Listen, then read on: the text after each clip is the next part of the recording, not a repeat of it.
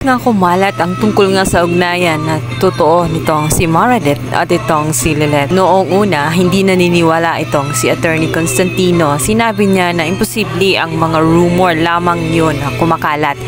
Dahil matinong babae itong si Meredith. Sa tingin niya, hindi magagawa ni Meredith na makipag one night stand lamang. Aalala nga nitong si Lorena, nung minsan na sumilip siya at narinig niya ang usapan ni Trixie at nitong si Meredith, kung saan sinusumbatan ni Trixie itong si Attorney Meredith na hanggang ngayon hindi pa rin ito tumitigil na guluhin ang kanyang pamilya.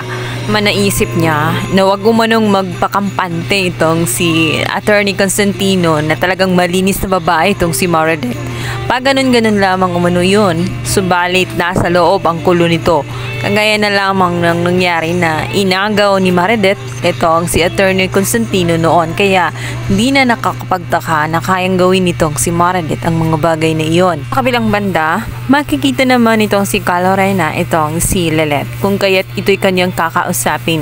Dito nga ay para makaganti sa kanyang mortal na kaaway na itong si Meredith ay lalasunin ni Lorena ang anak nitong si Meredith na itong si Lilith. Sinabi nito na hindi karapat-dapat na mag-iina itong si Meredith. Dahil una pa lang, kung talagang may nararamdaman siyang luksod ng dugo ay bakit tela pinapahirapan siya nitong si Meredith. Dagdag pa nito, bakit sa loob ng mahabang panahon ay hindi man lang naisipan nitong si Meredith na hanapin siya at inabandon na nga lang siya, hinayaan lang. Anong klaseng ina umano itong si Meredith, gayong pinili niya ang kanyang mga pangarap laban sa kanyang anak. Hindi umano siya pinapahalagahan ng kanyang inang si Meredith. At dito rin na-realize nga nitong si Lilith na tama naman ang pinagsasabi nitong si Lorena dahil kalabisan nga ang trato nga nitong si Meredith sa kanya at pinakamasakit na katotohanan na ina siya, subalit hindi man lang siya nagkaroon ng concern. Maraming dusa at paghihirap ang kanyang dinanas, lalong-lalo na nung inaway nga siya nitong Trixie at hinayaan lamang at wala man lang ginawa itong si Meredith. Kaya naman itong si Lilith, instead nakakausapin nga niya ang kanyang inang si Meredith upang manghingi ng paumanhin sapagkat hindi naman pala talaga siya ang nagsabi sa press dito nga kay Iska. Nagbago ang kanyang isip, nawala na siya ng gana, nakausapin pa ang kanyang ina. Nakadesisyon na nga siya na uuwi na lamang, nagpasama na siya kay Court. So balit makakasalubungan niya ang kanyang inang si Meredith. Mihingi ito at nagmamakaawa na kahit papano ay kausapin siya. Gusto nitong makabawi sa lahat ng pagkukulang niya bilang isang ina. Nagsasalita pa lang itong si Meredith, subalit na-realize na nga ni Lilith ang mga pinagsasabing nitong si Lorena. Nalason na ang kanyang isipan kung kaya't naiinis na siya sa kanya. Ayaw na niyang makinig sa paliwanag nitong si Attorney Meredith. Gusto na niyang umalis at wala na siyang pakialam sa kanyang ina dahil na rin sa hindi maganda ang trato nito sa kanya.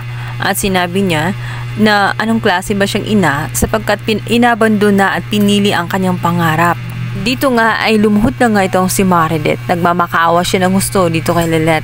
Nabigyan pa ng isang second chance nang sa ganun ay makabawi.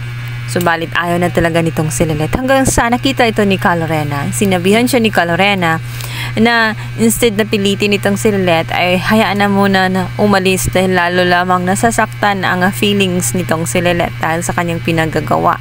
Hindi nagustuhan ni Meredith ang ginawa nitong si Lorena kung saan nakialam siya sa usapan nilang mag-ina. Sinabi nito na wala siya sa karapatan para mangialam dahil hindi naman siya kasama sa usapan. Bukod pa roon, hindi rin siya kaano-ano nitong si Lilith. Kaya naisip nitong si Attorney Meredith na malamang siya rin ang naglason sa utak ng kanyang anak. Sinabihan niya ito diretsahan na kung may malaki siyang galit sa kanya ay huwag niyang idamay itong si Lilith at huwag lalasunin ang kanyang utak para lalong magalit si Lilith sa kanya.